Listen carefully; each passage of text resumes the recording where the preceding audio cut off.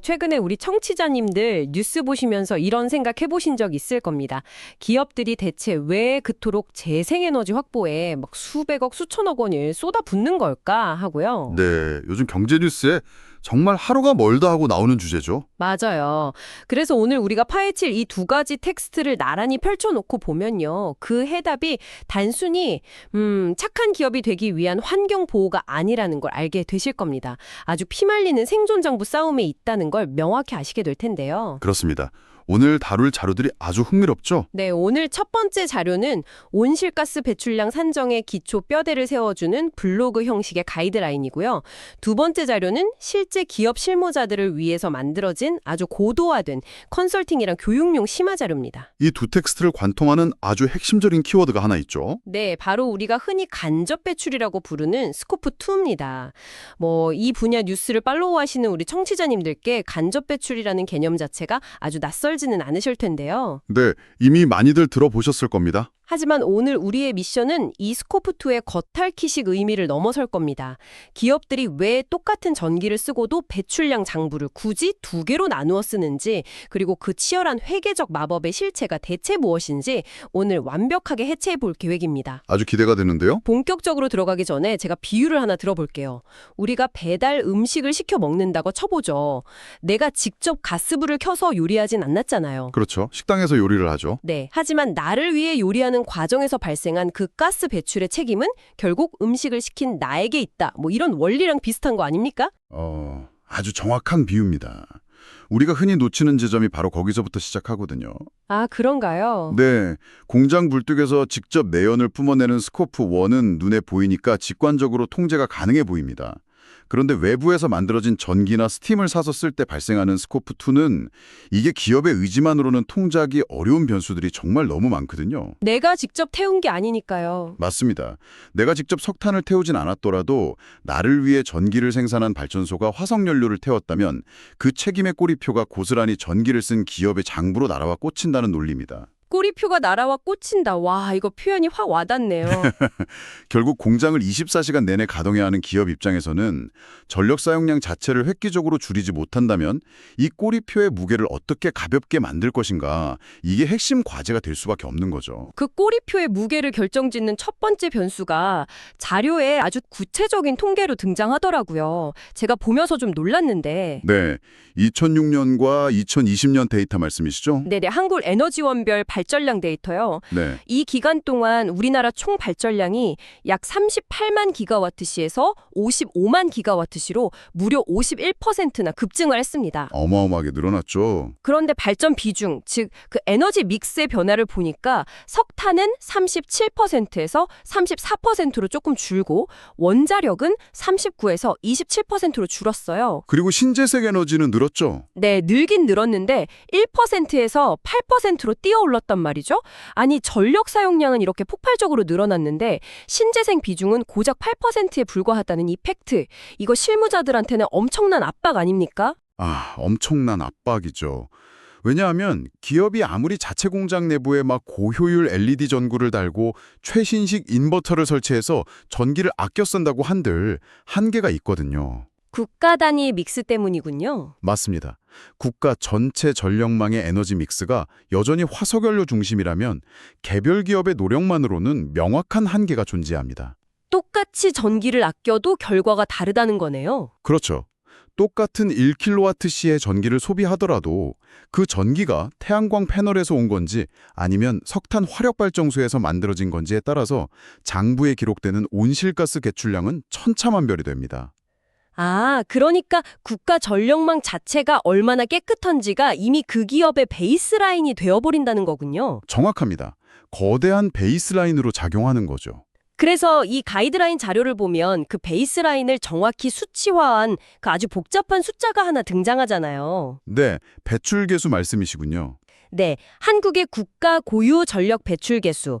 그게 0.45941106 톤 CO2 EQ per 메가와트시 이렇게 나오는데 저는 처음에 이 긴 소수점이 그냥 사람들 머리 아프게 하려고 계산 복잡하게 하려는 건 줄 알았거든요. 하하, 그렇게 보일 수도 있죠. 숫자가 워낙 기니까요. 그런데 이 숫자를 뜯어보니까 이게 보통 정교한 게 아니더라고요. 단순히 전기를 만들 때 나오는 이산화탄소만 딱 측정한 게 아니었죠. 네, 그 소수점 아래 숫자들에는 보이지 않는 아주 치밀한 디테일들이 숨어 있습니다. 우리가 발전소에서 전기를 생산할 때 이산화탄소만 나오는 게 아니거든요. 다른 가스들도 섞여 나오나요? 그렇습니다. 메탄이나 아산화질소 같은 가스들도 함께 뿜어져 나옵니다. 여기서 문제는 이 가스들이 지구를 뜨겁게 만드는 위력, 전문용어로 지구온난화지수라고 하는데요. GWP라고 부르는 그거죠. 네, 맞습니다. 그 위력이 가스마다 전혀 다릅니다. 자료에 명시된 기준을 보시면 메탄은 이산화탄소보다 무려 21배나 강력합니다. 21배요? 와, 아산화질소는 더 심하던데요? 네, 아산화질소는 무려 310배나 강력한 온실효과를 냅니다. 310배라니? 그럼 그 엄청난 파괴력을 장부에 그대로 반영을 해야 공정한 계산이 되겠네요? 바로 그겁니다. 그래서 전력 배출 계수를 산정할 때는 단순히 배출된 가스의 양을 그냥 더하는 게 아닙니다. 메탄 배출량에는 21을 곱하고 아산화질소 배출량에는 310을 곱해서 그 파괴력을 전부 이산화탄소 기준으로 환산을 해버립니다. 아, 그게 다 이산화탄소 기준으로 맞춰진 거였군요. 네, 그렇게 모든 온실가스의 영향력을 영혼까지 끌어모아서 꾹꾹 눌러 담은 일종의 궁극의 압축 파일 같은 숫자가 바로 그 0.4594106이라는 결과값인 거죠. 와, 진짜 과학적이고 무서운 숫자네요. 그런데 이 대목에서 또 하나 눈여겨볼 만한 흥미로운 지점이 하나 있었습니다. 어떤 부분이죠? 전기는 우리나라 전역이 한국전력공사라는 하나의 거대한 단일 전력망으로 묶여 있으니까 이런 국가 평균 전력 배출 계수를 쓰는 게 당연히 납득이 가거든요. 그렇죠. 전국이 하나로 연결되어 있으니까요. 그런데 공장에서 많이 쓰는 또 다른 에너지원이 있잖아요. 바로 스팀, 즉 열에너지요. 이건 계산 방식이 전력이랑은 완전히 다르더라고요. 아, 스팀 말씀이시군요. 네, 아주 중요한 포인트입니다. 자료에서 그 티어, 산정 등급 시스템을 설명하는데 이걸 읽다 보니까 실무자들한테는 일종의 합법적인 치트키처럼 보이던데요. 하하, 치트키라고 하실 만도 합니다. 이 부분은 지역 단방의 물리적인 특성에서 기인하는 건데요. 물리적 특성이요? 전기는 멀리 보낼 수 있잖아요. 네, 전기는 송전탑을 통해서 전국 어디로든 쏴줄 수가 있죠. 하지만 열 에너지인 스팀은 멀리 보내려고 하면 도중에 파이프 안에서 다 식어버립니다. 물리적 한계가 아주 뚜렷하죠. 아, 그래서 열병합 발전소가 근처에 있어야 하는 거군요. 맞습니다. 보통 우리 동네 혹은 그 산업단지 바로 옆에 있는 열병합 발전소에서 직접 배관을 통해 스팀을 공급받게 됩니다. 여기서 바로 온실가스 산정의 정확도를 나누는 티어 개념이 등장하는 거죠. 그 티어 1, 티어 2 하는 그거요? 네, 전 세계 평균 데이터를 쓰는 가장 뭉뚱그려진 방식이 티어 1이고요. 우리나라의 국가 평균 스팀 배출 계수인 59,685를 사용하는 것이 티어 2입니다. 59,685요? 네, 대부분의 기업들은 이 티어 2 값을 그냥 기본으로 사용합니다. 그런데 교육 자료에 등장하는 구체적 사례를 보니까요.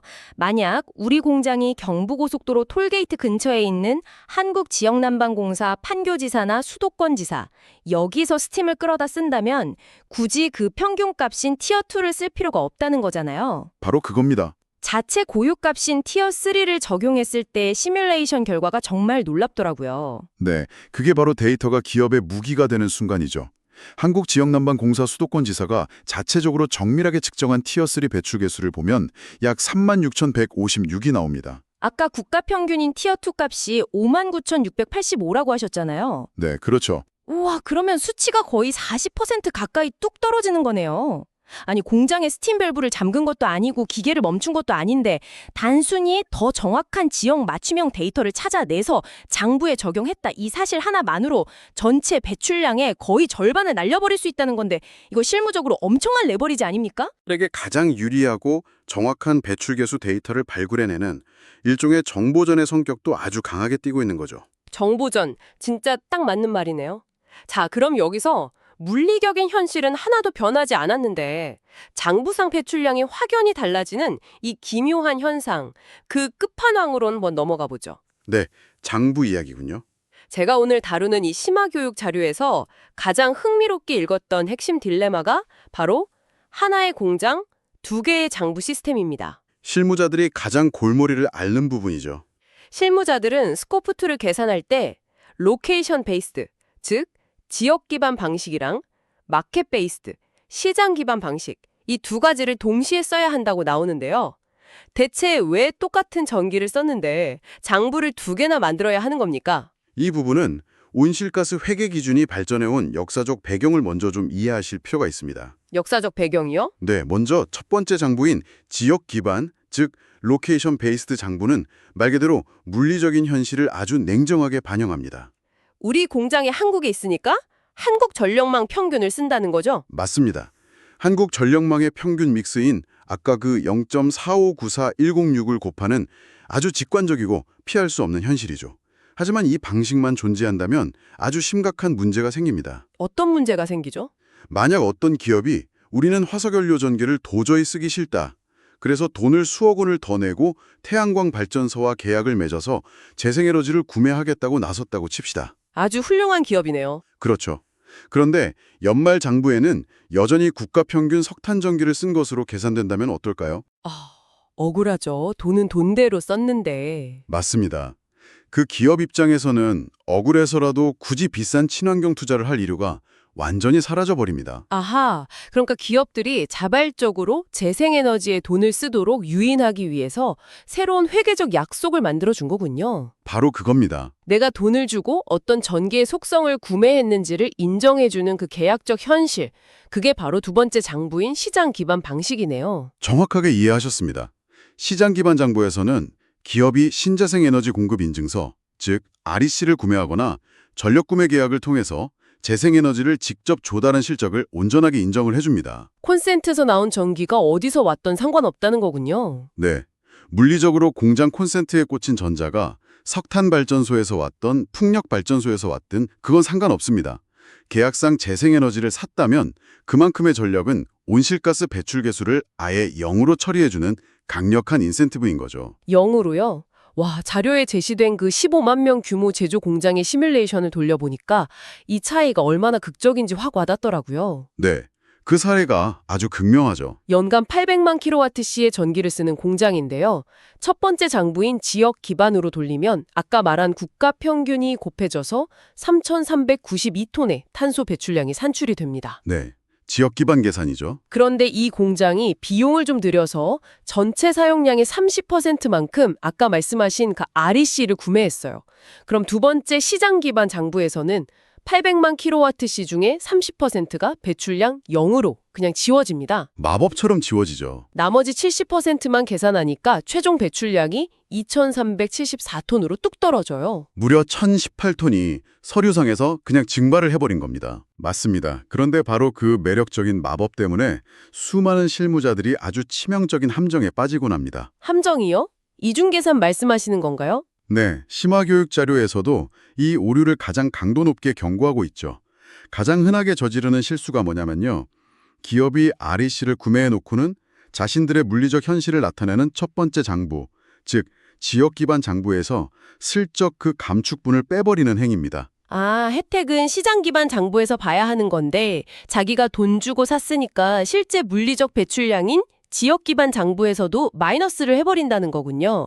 이거 명백한 회계 부정 아닌가요? 글로벌 기준에서는 철저하게 이중 계산이자 중대한 오류로 간주됩니다. 그렇군요. 지역 기반 장부는 국가 전략망 전체의 에너지 믹스가 깨끗해지지 않는 이상 개별 기업이 임의로 숫자를 뺄 수 없는 일종의 성역입니다. 건드리면 안 되는 거네요. 다른 꼼수는 없나요? 또 다른 오류도 많습니다. 한국에서 공장을 돌리면서 비용이 훨씬 저렴하다는 이유로 해외의 아프리카나 동남아시아 REC를 대량으로 사와서 상계 처리하려는 시도도 있고요. 싼 걸 사오는군요. 네. 혹은 공장에서 쓴 총 전기량보다 훨씬 더 많은 양의 REC를 구매해서 배출량을 아예 마이너스로 만들어 보려는 시도 역시 원칙적으로는 허용되지 않습니다. 지리적 경계랑 물리적 소비량의 한계는 명확히 지켜야 한다는 뜻이네요. 꼼수는 절대 안 통한다. 그렇습니다. 엄격한 룰이 있죠. 자, 그럼 지금까지 이 복잡한 산정 방식의 딜레마를 쭉 짚어봤는데요. 여기서 본질적인 질문을 하나 던져봐야겠습니다. 네, 어떤 질문이죠? 기업들이 대체 왜 굳이 이런 복잡한 회계 시스템을 도입하고 막 전담 부서까지 만들어가며 골머리를 앓는 걸까요? 단순히 ESG 평가에서 A등급을 받는 착한 기업이 되고 싶어서 이러는 걸까요? 절대 그럴 리가 없죠. 자료를 보니까 결국 방점은 철저하게 돈, 그리고 생존에 찍혀 있더라고요. 특히 우리나라의 근간인 제조업 분야에서 업종별로 스코프2의 비중이 아주 극단적으로 나뉘는 걸 볼 수 있었습니다. 네, 업종별 에너지 소비 구조를 들여다보시면 그 절박함의 이유가 아주 명확해집니다. 금속 가공이나 철강 업종을 한번 생각해 보시죠. 용광로 있는 곳들이요. 네, 여기는 용광로에서 철물을 녹이고 직접 불을 피워 열 처리를 해야 하기 때문에 공장 내부에서 소비하는 LNG나 석탄의 양이 압도적으로 많습니다. 자연스럽게 스코프 1 배출 비중이 클 수밖에 없죠. 그런데 다른 업종은 또 다르죠. 완전히 다릅니다.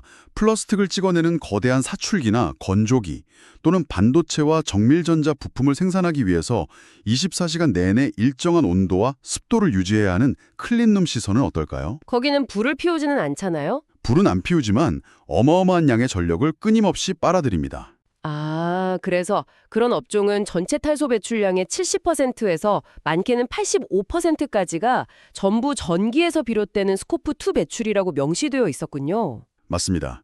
전기를 어떻게 조달하느냐가 회사의 원가 경쟁력을 완전히 좌우하는 구조가 된 겁니다. 와, 만약 온실가스 배출량에 실제 재무적인 비용이 청구되기 시작하면 이거 엄청나겠는데요. 그렇습니다. 스코프2 관리는 이제 단순한 환경규제 대응을 넘어선 겁니다. 회사의 영업이익과 직결되는 아주 핵심적인 재무 리스크가 되는 거죠. 그 리스크의 크기가 어느 정도인지 제가 자료에 있는 탄소 가격 시뮬레이션을 보면서 한번 계산을 해봤습니다. 결과가 어떻게 나오던가요? 톤당 탄소 가격을 5만 원으로만 아주 보수적으로 잡아도요. 아까 언급한 그 직원 150명 규모의 공장이 배출하는 3,392톤에 대입을 해보면 매년 약 1억 7천만 원의 비용이 발생합니다. 중소기업 입장에서는 절대 적은 돈이 아니죠. 게다가 이게 단일 중소공장 기준이잖아요. 만약 국내외에 공장을 10대씩 돌리는 중견기업이라면 가볍게 17억 원이 넘어갑니다. 탄소 가격이 유럽처럼 더 오르면 어떻게 될까요? 그러니까요. 가격이 오르면 170억 막 수백억 단위의 청구서가 될 수도 있어요. 이거 영업이익을 통째로 갉아먹는 거대한 폭탄 아닙니까? 바로 그 점이 지금 글로벌 공급망 전체를 뒤흔들고 있는 진짜 이유입니다.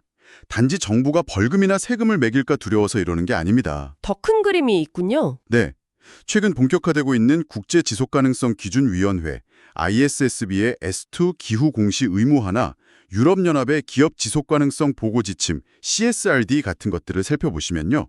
이 문제는 완벽한 생존의 사슬로 묶여 있습니다. 생존의 사슬이요? 이 규제들이 원청 대기업들에게 요구하는 게 이겁니다. 너희 회사의 직접 배출량만 보고하지 말고 너희에게 부품을 납품하는 하청업체들의 배출량까지 모두 투명하게 추적해서 공시하라는 거죠. 아하, 그러니까 애플이나 BMW 같은 글로벌 원청사들 입장에서는 자기들 장부를 깨끗하게 만들려면 납품사들의 스코프2 배출량부터 압박해서 쥐어짜야 하는 상황이 된 거군요. 정확합니다. 막 우리가 요구하는 기한까지 재생에너지 100% 전환 로드맵이랑 정확한 배출량 데이터 못 가져오면 다음 모델 부품 계약은 없다 이렇게 나오는 거잖아요. 현실에서 이미 벌어지고 있는 일들입니다. 이건 뭐 제조업체들 입장에서는 납품 사슬에서 아예 튕겨나갈 수 있는 진짜 단두대 매치네요. 그래서 이 심화 교육 자료가 실무자들에게 던지는 메시지는 명확한 겁니다. 두 가지 장부를 투명하게 관리하는 것을 넘어서 이제는 실제 물리적인 감축 행동에 나서야 한다는 거죠. 행동을 해야 한다. 네, 대기업이 협력사의 스코프2 리스크를 자신들의 리스크로 받아들이고 납품의 전제 조건으로 삼기 시작한 이상 장부상의 꼼수로는 결코 이 거대한 파도를 넘을 수 없습니다. 아니 듣다 보니까 우리 제조업체들 진짜 숨 막힐 것 같은데 그럼 도대체 어떻게 이 거대한 배출량을 현실적으로 줄일 수 있단 말입니까? 다행히 자료 후반부를 보니까 실무자들이 당장 적용할 수 있는 구체적인 감축 전략, 그 액션 플랜이 나와 있더라고요. 이거 정말 피가 되고 살이 되는 내용인 것 같습니다. 네, 기업들이 단기적인 REC 구애 비용에만 의존하지 않고 기업의 체질 자체를 바꾸기 위해서 도입하는 3년에서 5년짜리 감축 로드맵들이 아주 구체적으로 제시되어 있죠. 첫 번째 단계가 뭔가요? 모든 것의 기본이 되는 에너지 효율 개선입니다. 아, 일단 벌 쓰는 거군요. 그렇죠. 노후화된 공장 모터를 고효율로 교체하고요. 설비의 속도를 상황에 맞게 조절해주는 인버터를 설치하는 겁니다. 압축기 이야기도 인상 깊었어요. 네, 특히 공장에서 전기를 가장 많이 잡아먹는 게 압축기거든요. 그 배관에서 공기가 새고 있지는 않은지 누설 부위만 꼼꼼히 점검해도 사용량이 크게 줄어듭니다. 자료에 보니까 그렇게 공장 전체 전력 효율을 10%만 절감해도 계산식에 곱해지는 그 전력량 자체가 줄어들면서 즉각적으로 339톤의 탄소 감축 효과를 볼 수 있다고 하더라고요. 아주 즉각적이고 확실한 방법이죠. 일단 그렇게 줄일 수 있는 물리적 사용량을 최대한 쥐어짠 다음에는 직접 전기를 만들어 쓰는 시나리오로 넘어가더군요. 네, 자가 발전 단계죠. 공장 지붕이나 유휴 주차장 부지 같은 곳에 1메가와트 규모의 자가 소비용 태양광 패널을 쫙 까는 겁니다. 이러면 외부에서 사오는 전기가 확 줄어드니까 연간 약 509톤이 추가로 감축된다고 나와 있어요. 맞습니다. 아주 훌륭한 전략입니다. 거기에다가 공장 내에서 막 매연을 뿜으며 짐을 나르던 경유지게차를 전동지게차로 바꾸면 비록 전기는 좀 더 쓰게 되겠지만 공장의 그 스코프 1 직접 배출을 획기적으로 날려버릴 수 있는 시너지 효과까지 나고요. 네, 이 실무 교육 자료의 궁극적인 목적이 바로 거기에 있습니다. 단순히 서류상 숫자 맞추기에 급급하지 말라는 거죠. 근본적인 변화를 요구하는 거군요. 네, 실무자들이 자신들의 공장 전력 데이터를 직접 시뮬레이터에 넣어보고 REC 구매로 발생할 매년의 재무적 비용과 설비 투자로 얻게 될 장기적인 효율성을 비교 분석하면서 최적의 감축 포트폴리오를 짜게 만드는 것입니다. 네, 정말 오늘 우리가 나눈 이 깊이 있는 대화를 한번 쫙 요약해 보겠습니다. 스코프2라는 녀석은 단순히 우리가 쓰는 전기를 아끼자 이런 도덕적인 구호나 캠페인이 절대 아니었습니다. 그 이상의 의미를 가지죠. 그것은 한 국가의 복잡한 에너지 믹스와 깊게 연동되어 있고요. 물리적 진실과 계약적 진실을 철저히 분리해서 기록해야 하는 글로벌 회계장부의 아주 치밀한 규칙이었습니다. 아주 정확한 요약이십니다. 나아가서 자칫하면 기업의 수억, 수백억 원의 영업이익을 공중으로 날려버리거나 아예 글로벌 공급망에서 퇴출시켜버릴 수 있는 아주 차가운 무역 장벽이자 치열한 생존 전략이었습니다. 우리 청취자님들도 앞으로 경제 뉴스를 보실 때 기업들이 왜 아리백을 외치면서 태양광 발전소와 계약을 맺고 인증서를 사모으려고 혈안이 되어 있는지 그 거대한 맥락을 완벽히 꿰뚫어 보실 수 있을 겁니다. 네, 오늘 이 복잡한 개념들을 쭉 짚어보면서 우리 청취자님들이 스스로 한 번쯤 고민해 보실 만한 아주 본질적인 화두 하나 던지며 마무리를 하고 싶습니다. 오, 어떤 화두인가요? 오늘 다룬 자료의 심화 모듈 구석에 스쳐 지나가듯 언급된 개념이 하나 있습니다.